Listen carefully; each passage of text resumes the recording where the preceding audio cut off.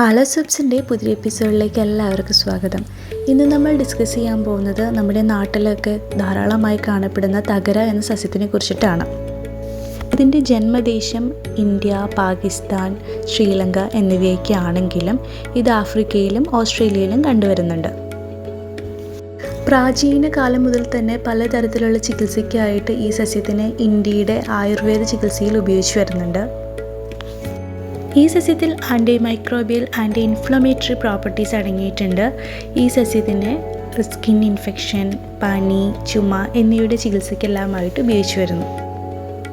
തകരയുടെ ഇല calcium, iron, phosphorus മുതലായ പല മൂലകങ്ങളുടെയും ഒരു സമ്പന്ന കലവറ തന്നെയാണ്.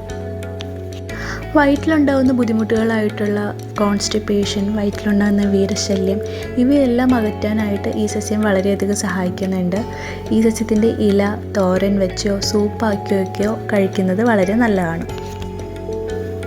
കേരളത്തിൽ തകരയില ഭക്ഷണാവശ്യത്തിനായിട്ട് ഉപയോഗിക്കുന്നത് കർക്കിടക മാസത്തിൽ മാത്രമാണ്. കരൾ സംബന്ധമായിട്ടുള്ള അസുഖങ്ങൾക്ക് ഈ തകര വളരെ ഫലപ്രദമാണ്. ലിവറിലുണ്ടാകുന്ന ടോക്സിൻസ് എല്ലാം റിമൂവ് ചെയ്യാനായിട്ട് ഇത് സഹായിക്കുന്നു. ഒരു വൈദ്യൻ്റെ നിർദ്ദേശപ്രകാരം കൃത്യമായ അളവിൽ ഈ തകരയുടെ ഇലയുടെ ജ്യൂസാണ് അതിനു വേണ്ടി ഉപയോഗിക്കുന്നത്.